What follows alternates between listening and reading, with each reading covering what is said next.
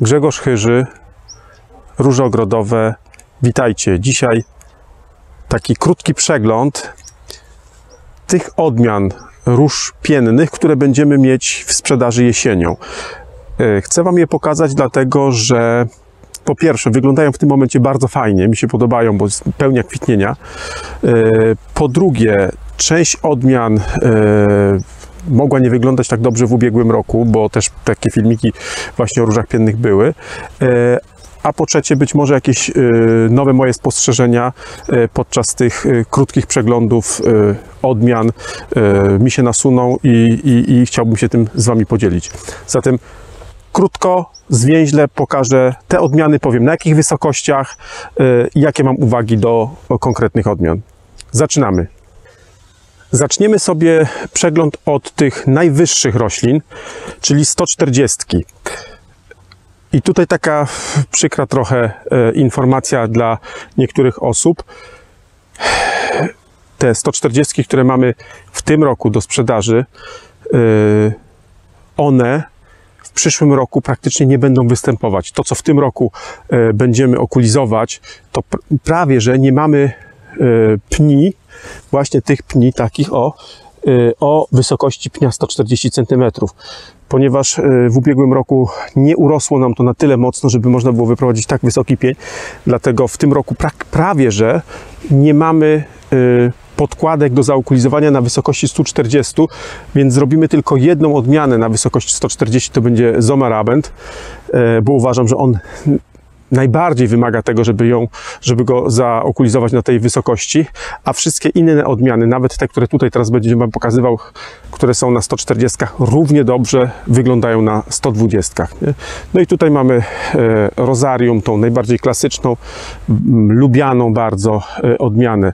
Przeszliśmy obok Super Doroty. Też ona w zasadzie fajnie by było, gdyby była okulizowana na 140 cm wysokości, dlatego że te długie pędy już w drugim roku, powiedzmy, czy w trzecim roku uprawy, kiedy sięgają do samej ziemi i się obsypują kwiatostanami całe, to wtedy one najlepiej wyglądają, ale po pierwsze nie uważam, żeby to była jakaś... Inaczej powiem, że mniej lubię tą odmianę niż Zomerabend i dlatego wolę poświęcić te kilkadziesiąt podkładek, które mam 140 na Zomerabend niż na Super Dorotę. Tutaj mamy Narangę, czyli taki mocny pomarańczowy kolor. Też na 140 i też ona, jeżeli będzie na 120, będzie wyglądać równie dobrze, a może nawet lepiej z tego tytułu, że tutaj nie mamy pędów zwisających, ale bardzo duże korony, podobnie zresztą jak w całej grupie Rosarium. No i tutaj mamy Jasminę. Uwielbiam jej zapach, taki właśnie nietypowy różany, ale taki troszkę jabłkowy.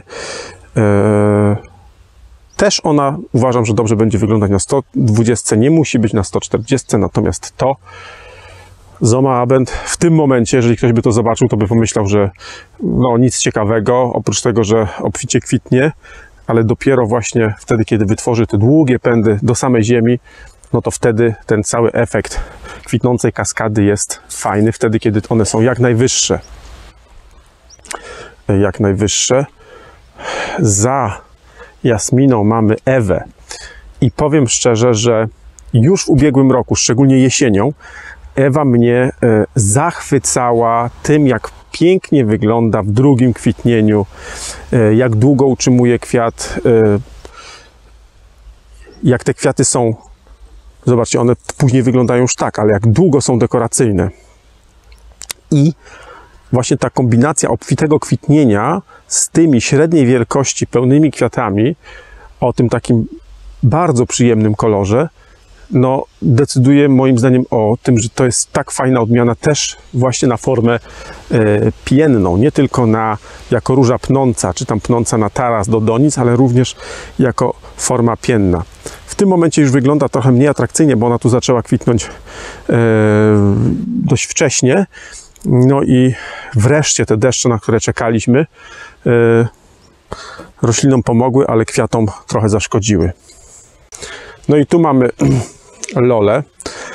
To jest cały czas ta seria, w której jest Ewa, Lizzie, Lola. Ale zobaczcie, że tutaj już ten efekt jest mniejszy. Już tu nie ma takiego, no, takiego czegoś, co powoduje, że serce mocniej bije. Owszem, mamy tutaj długie kwitnienie, bo widzimy, jeszcze pąki kwiatowe są, ale no, te opadnięte kwiaty, szybciej ona po prostu traci dekoracyjność niż Ewa. No i tutaj jest odmiana, którą się zachwycałem w ubiegłym roku i dalej to podtrzymuję ze względu na kolor, ze względu na długość kwitnienia, ze względu na odporność na deszcz, zobaczcie, i ze względu na odporność na palące słońce. Ten kolor się oczywiście zmienia z takiego na taki, ale ta zmiana jest naprawdę delikatna, nie szpeci to roślin. No i ta długość kwitnienia, bo zobaczcie, mamy przekwitające kwiaty i mamy jeszcze kwiatostany, które dopiero się rozpoczynają rozwijać, więc długość kwitnienia, naprawdę ona przebija wiele odmian. No a tu mamy też przebój, czyli Utersens Rosenprinzessin. No to ja już w zasadzie wszystko, co miałem powiedzieć na temat tych odmian z tej serii właśnie tych trzech sióstr powiedziałem, więc nie ma sensu tu niczego więcej dodawać. Powiem tylko tyle, że myśmy już stąd zaczęli ciąć pędy na oczka, dlatego że i to, co widzicie teraz, to jest mniej więcej już po takim cięciu, z którego wycięliśmy z tych koron, wycięliśmy połowę kwiatostanów, pędów kwiatostanowych, po to, żeby te korony po prostu ochronić przed ewentualnym wyłamywaniem się. O, widzicie, tutaj mamy miejsce cięcia. I te ciężkie pędy z mokrymi kwiatostanami, one mogłyby się wyłamywać, ale tak naprawdę one się nie wyłamywały, ale tak się lekko załamywały te pędy.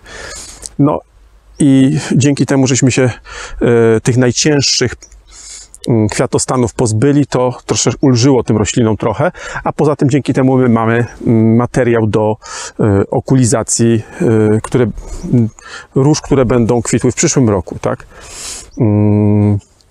Dla nas jest to dobre, że one nam dosyć wcześnie zakwitły i wcześniej możemy pobrać dojrzałe zrazy, czyli pędy z oczkami do okulizacji. No i podobnie sytuacja ma w Utersens Rosenkonigin.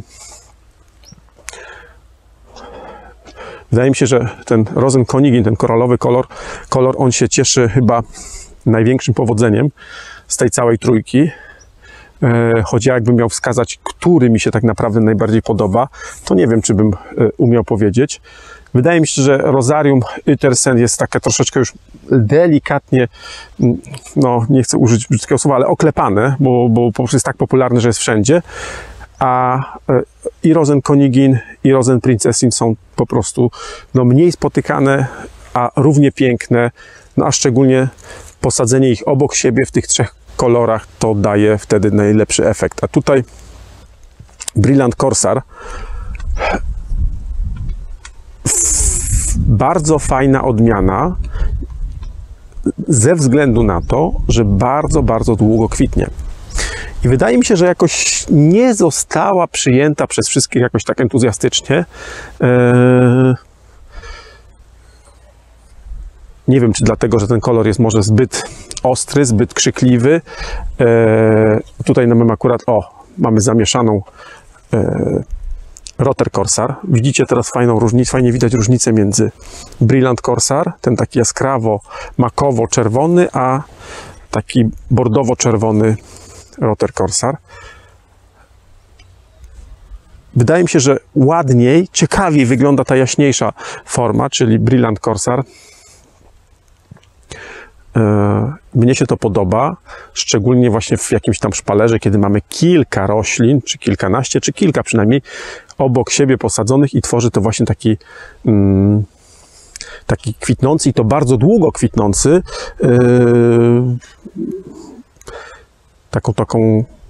taką wstęgę kwitnącą na jaskrawo czerwoną. długo kwitnącą i dużą, bo te korony będą jeszcze, no nie wiem, ze 3 razy większe spokojnie. To jest odmiana, która bardzo mocno się rozrasta. Tu już przeskakujemy na 120 i część odmian się powtarza, czyli Rosenkonigin. Tu mamy już też 90, Memoir i lubiana przeze mnie, bardzo lubiana przeze mnie i wydaje mi się, że coraz częściej doceniana też przez Was, Bordeaux. Niektórzy nie lubią właśnie tego przebarwienia się w taki buraczek, ale ja uważam, że ona ma tyle innych bardzo dobrych cech, jak przede wszystkim duży wigor, mocny wzrost, szczególnie w różach piennych to ma olbrzymie znaczenie, żeby ta korona była naprawdę okazała i bardzo, ale to bardzo obfite kwitnienie i dosyć trwałe kwiaty, nawet wtedy, kiedy jest pogoda taka jak w tym roku, że nam grzało strasznie mocno.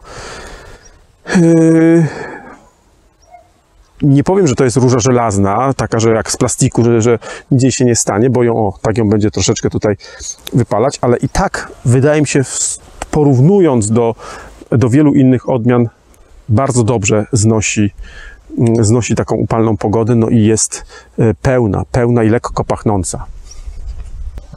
Tu mamy powtórzone po prostu te odmiany na niższych wysokościach, czyli na 120 i no niestety w tym roku to, co będziemy okulizować, w tym roku to będą już tylko właśnie te wysokości 120, nie? No i Uetersens Rosen Prinzessin. No i jeszcze raz właśnie moim zdaniem przepiękna Ewa. Teraz ona dostała taki szarawy odcień przez to, że dużo kwiatów właśnie tutaj już jest lekko podgnitych, ale zobaczcie, jeszcze są pąki kwiatowe i tak jak powiedziałem, ona bardzo dobrze jesienią powtarza kwitnienie, rewelacyjnie. I Lizzie też świetna ze względu na to, ale ona jest późniejsza. Zwróćcie uwagę, że wiele odmian już jest w pełni kwitnienia lub przekwita, tak jak Ewa, a Lizzie dopiero rozpoczyna kwitnienie i ona będzie tutaj, wydaje mi się, że no, do pierwszych dni sierpnia, to jest przez miesiąc, ona tu będzie cały czas dekoracyjna. No i tutaj przeskakujemy już też tu będzie akurat taki miks, bo mamy i trochę 90, widzicie tutaj na 90 są Szony Koblenzerin. Zobaczcie, takie mocne są te korony, że nam się tu powysmykiwały i od mocowanie do drutów nam tutaj pourywało, musimy to poprawić, ale właśnie teraz fajnie widać, jaka ta koronka jest. To jest, pamiętajcie, że ta koronka ma pół roku. Pół roku temu to był maluteńki pączek, jedno oczko. Znaczy cztery szczepienia, każde to szczepienie to jest jedno oczko. I z tego nam się taka koronka fajna robi. Tu mamy Theodor Fountain Rose. Zaraz zobaczycie taki fajny kontrast między tym kolorem, takim no, pomarańczowo-łososiowym. Przeważnie to jest pomarańcz, on jest też w następnym rzędzie, tutaj widać. Taki pomarańcz, ostry dosyć, a Coral Lion Rose, czyli to, co jest tutaj. To, co w zeszłym roku zrobiło taką furorę i bardzo wiele osób chciało kupić tą różę i w formie piennej, i w formie róży rabatowej, bo naprawdę jest fantastyczna róża i ze względu na kolor, i ze względu na trwałość kwiatów i fajnie buduje kwiatostany. Zobaczcie, te kwiatostany są duże i te rośliny są takie krępe, zwarte. To mi się podoba, jak roślina jest taka właśnie nie wiotka, wybujała, tylko taka zbita. Lubię to bardzo. I właśnie Coral Lions Rose to ma. Wydaje mi się, że jest bardziej kompaktowy, bardziej zwarty niż oryginał, czyli Lions Rose. No i tu mamy parę takich eksperymentów z odmianami, które ja bardzo lubię, których nie robiliśmy wcześniej, albo bardzo rzadko jako w formie róż piennych, czyli Sweet Haze. No teraz to już nie wygląda jakoś tak super atrakcyjnie. Tego mamy bardzo nieduże ilości, bo to przypuszczam, że niewiele jest takich osób jak ja, które właśnie mają wręcz można powiedzieć takie skrzywienie na punkcie tych pustych róż i świra. O, zobaczcie, nam teraz ładnie słonko przyświeciło, jak pięknie ten kolor Coral Lions Rose wygląda. Nie wiem, jak go nawet nazwać, bo to nie jest taki do końca łosoś. Nie wiem, troszkę z różu, troszkę z pomarańczu.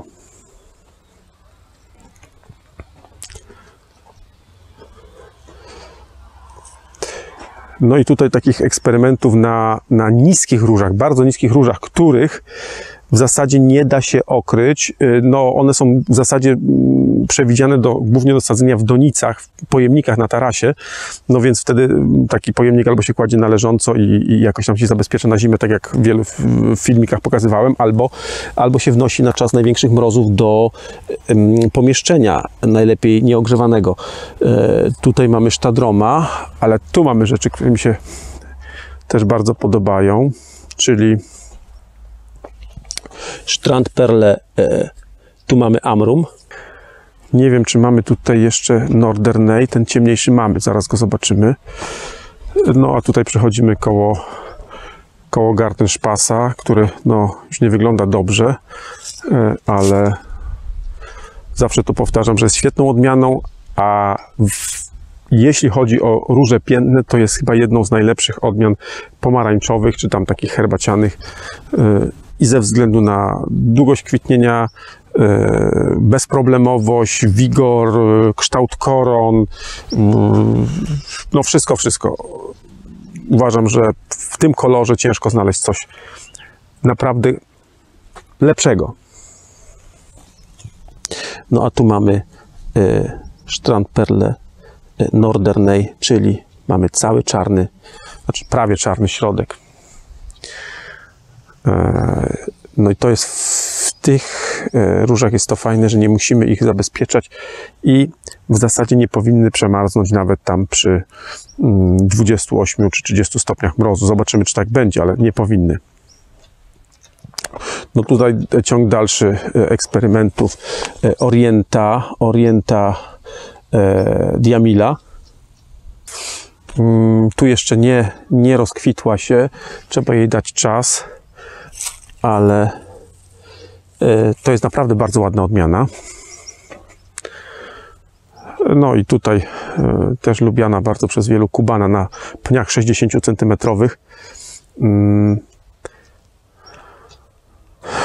No i róża, którą w zasadzie w ogóle nie potrzeba o niej nic mówić i ma taką popularność, że w zasadzie no nie wiem, co powiedzieć. Tym bardziej, że ja nie jestem jakimś fanem. Ja, szczerze powiedziawszy, nie za bardzo lubię nostalgię. No ale to już jest tak popularna odmiana, że ja tu nie mam nic do gadania. Nawet gdybym nie chciał i powiedział, że nie będziemy tego robić, to i tak wy byście szukali tych odmian i kupowali, bo po prostu tak wiele osób ją lubi. Nie zawsze właśnie moje priorytety czy moje gusta pokrywają się, a przeważnie, szczególnie jeśli chodzi o te puste odmiany, tak jak właśnie tutaj Stadrom, no to należy do mniejszości, można powiedzieć, moje preferencje. No ale są też takie odmiany, które w zasadzie bez względu ani na wiek czy gusta podobają się prawie że wszystkim. Tak jest właśnie z Aspirian Rose.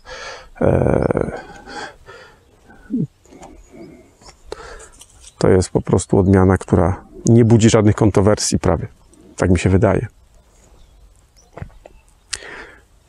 Tutaj mamy Morning Sun.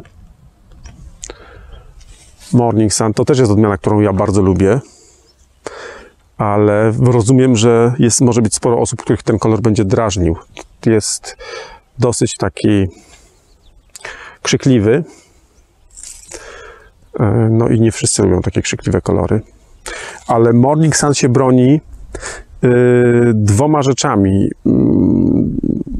Z takim ogólnym wigorem i zdrowotnością, który jest bardzo dobry, no i obfitością kwitnienia. Tu, jeżeli chodzi o obfitość kwitnienia, to bez dyskusji, zobaczcie, to jest świetna odmiana.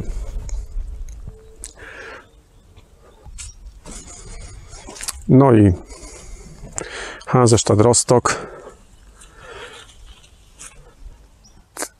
Tutaj też pokazywałem Wam te róże niskie w doniczkach, które wysyłaliśmy do Was i one miały właśnie troszeczkę inny odcień niż normalnie Hansestadt ma, niż się spodziewacie.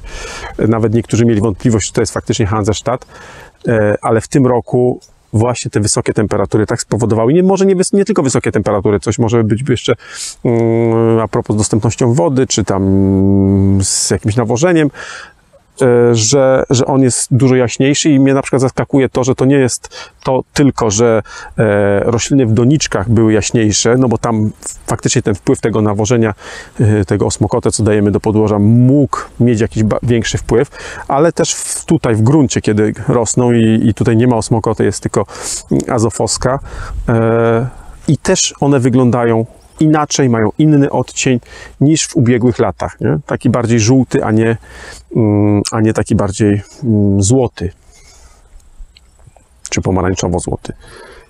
I teraz w drugim kierunku, tu może być troszkę gorzej widać, bo idziemy lekko pod słońce. Black Forest, no odmiana klasycznie czerwony kolor, czyli kolor poszukiwany przez bardzo wiele osób. Ładne, duże korony, długie kwitnienie, odporność na deszcz. Odmiana, która dla mnie jest cenniejsza, jeśli chodzi o formę pienną, niż tutaj to, co widzicie tutaj, czyli Jugendliebe. Jugendliebe, które co prawda ma kwiat dużo większy, ale zobaczcie, dużo gorzej się krzewi. Tutaj fajnie to widać, o ile mniejsze są te korony, mniej rozkrzewione. One jeszcze mają czas na to, żeby się rozkrzewić. Teraz jak zostaną przycięte, to jeszcze ładnie zbudują korony, ale już widać to, jaka jest różnica genetycznie,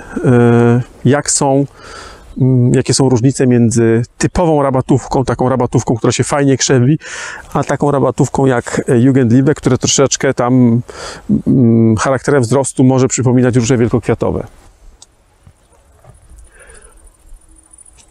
Tu mamy odmianę, którą bardzo lubię.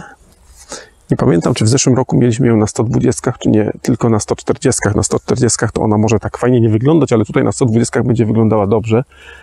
Czyli Friedenschlicht. Lubię ją za trwałość kwiatów, za odporność. Zobaczcie, widzieliście tutaj inne odmiany, nie tylko jasne, ale na przykład właśnie Ewa, którą ja tak chwalę, a mocno miała te kwiatki tak przyniszczone od deszczów i od upałów, a tutaj mamy dużo lepiej. Co prawda to może być też z tym związane, że ona się tu później rozwinęła i te największe upały nie przypalały jeszcze tych brzegów płatków, tak jak w przypadku Ewy, ale mieliśmy teraz kilka dni pogody takiej deszczowej wreszcie, no i zobaczcie, jak dobrze znosi deszcze duży, pełny, jasny kwiat. No mi się to podoba też, że on ma właśnie ten kształt taki od takiej kuleczki przez taką miseczkę, później się rozwija w takie płaskie kwiaty. Są duże i podoba mi się ta gra barw od tej takiej kremowej do białej. I jak na róże o stosunkowo dużych kwiatach, zobaczcie, że ma ładnie się krzewi, obfite kwitnienie. Przed chwilą widzieliście Jugendliebe, to jest przepaść między jedną a drugą odmianą. I tutaj Nautica, której powinienem może nie pokazywać, ale tak jak mówię, u mnie nie ma ściemniania. Wszystko pokazuje tak, jak jest i Można Nautikę pokazać tydzień temu czy 2 tygodnie temu, tak, że wszyscy pieją z zachwytu, a można ją też pokazać tak jak teraz jest, kiedy po prostu się kończy kwitnienie, trzeba to przyciąć. I tak to jest, po prostu wiem, że to jest dobra odmiana, ona się obroni i nie potrzeba tylko mówić i pokazywać ten najlepszy moment, ale można też pokazać właśnie ten moment, kiedy przekwita, a i tak ta odmiana się obroni, bo jest po prostu dobra. Jedna z najlepszych w tym kolorze. Tu mamy Gebruder Grimm. Też częściowo powycinane pędy, o tutaj po to, żeby ulżyć tym koronom i po to, żebyśmy mieli oczka. No i tutaj teraz dochodzimy do odmiany, która gdybyśmy tu byli przynajmniej tydzień temu, to by było wielkie wow, a teraz no wygląda tak sobie, ale zobaczcie. Afrodyta. Ale już tak wiele osób polubiło tą odmianę z filmików z ubiegłego roku, że już nie potrzeba jej robić większej reklamy, bo jak na różę wielkokwiatową, to po pierwsze nie rośnie strasznie wielka, po drugie dosyć długo utrzymuje kwiat i jest zdrowa przede wszystkim. No tutaj mamy kubanę. Aha, ale tutaj wrócę się, bo weszliśmy w perfumy. Weszliśmy w perfumy i mamy Garten Prinzessin Marie Jose. Lubię tą odmianę, ale zaraz wam pokażę jedną odmianę, która no, nie za bardzo mi się podoba. Ja lubię róże w różowym kolorze i tutaj te piłeczkowate pąki, piłeczkowate kwiaty są fajne. One dosyć fajnie znoszą właśnie też deszcz i naprawdę są warte polecenia.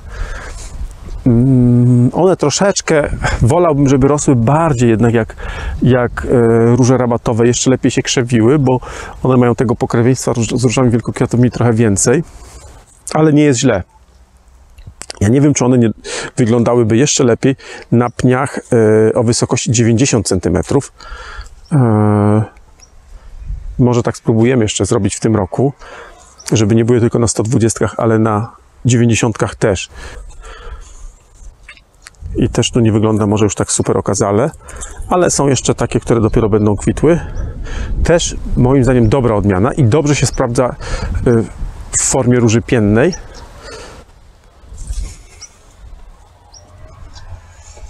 Tu mamy lampion, o którym już było bardzo, bardzo dużo i który też jest fajny, aczkolwiek wydaje mi się, że jeszcze fajniejszy jest właśnie Gartenspatz w formie róży piennej. I tutaj przychodzimy do róży, która mi się już mało podoba. To znaczy fajny jest ten wewnętrzny kolor, ciemny. Pokazywałem wam różne odmiany, jak znoszą właśnie różną pogodę i ta, czyli Fräulein Maria, znosi najgorzej moim zdaniem. I mimo, że należy do grupy perfuma, to według mnie ta cecha właśnie tej wrażliwości kwiatów na złą pogodę no, ma dużego minusa u mnie. No i to jest odmiana chyba najbardziej lubiana ze wszystkich z serii Parfuma. W tym momencie wygląda źle, dlatego że nie pokazuje tego ciemniejszego, takiego fioletowego, różowego fioletowego środka, ten wpółotwarty pąk. Wtedy ona wygląda najlepiej. Takie zdjęcia właśnie tak jak tutaj, o. One pokazują jej piękno. Jak się troszeczkę ochłodzą noce, to ten kolor wróci i ona nabierze z powrotem tego wdzięku, co powinna mieć, ale jak na jasną różę stosunkowo dobrze znosi deszcze,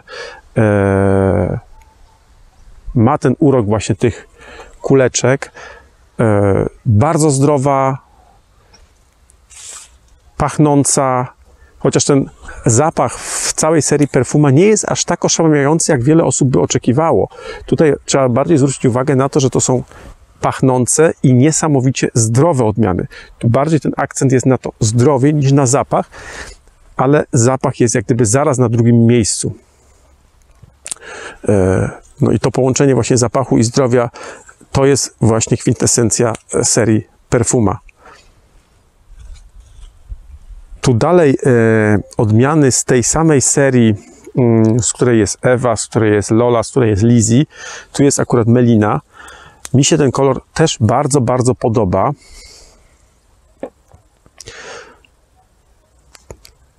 I budowa kwiatu jest fajna. I zobaczcie, to jak się rozwijają te rośliny stopniowo, i to wróży nam, że ta roślina będzie dekoracyjna bardzo długi czas, bo mamy rozwinięte, przekwitające kwiaty, jeszcze w tym samym kwiatostanie pąki i mamy nowe kwiatostany, które jeszcze się nie rozwinęły. No i na dodatek mamy zapach. Bardzo ciekawa odmiana. Myśmy jej do tej pory nie mieli. A tu odmiana Carmen.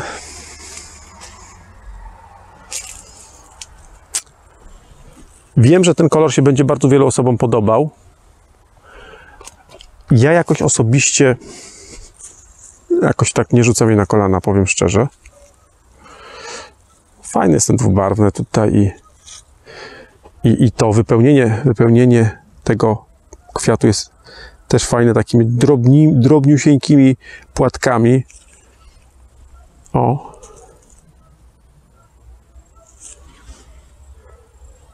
Przyjemny kolor, ale jakoś tak nie zachwyca mnie aż tak bardzo. No i tutaj przechodzimy do 90. Taka uwaga, że te 90, 60 to można powiedzieć, że jest najłatwiej wyprodukować, dlatego że uzyskanie pnia takiego niskiego jest stosunkowo proste, stosunkowo łatwe i przez to też te rośliny są tańsze, nie?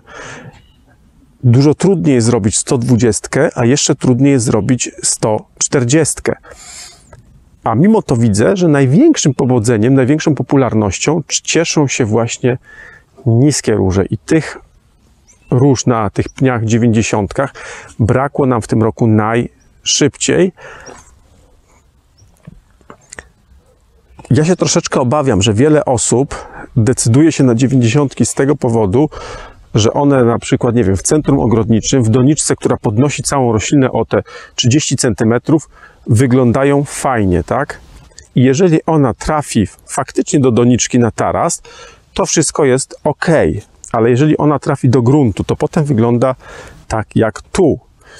I nie ma nic w tym złego, bo to też jest, fajnie się na to patrzy, lekko z góry, widok jest fajny, natomiast no, zobaczcie, w tym momencie to te rośliny się fajnie przyginają do ziemi. To, co my polecamy, okrywanie przez przygięcie i obsypanie korony ziemią, jest możliwe.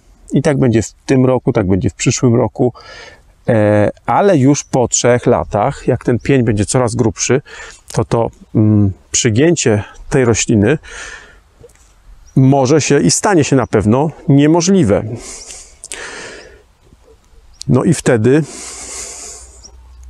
jest dylemat, czy nie okrywamy, czy tylko owijamy czymkolwiek, co jest, skuteczność jest bliska zeru owijania, bo jeżeli ma nie przemarznąć, to nie przemarznie i nie owinięta, jeżeli ma przemarznąć, to przemarznie owinięta na pewno.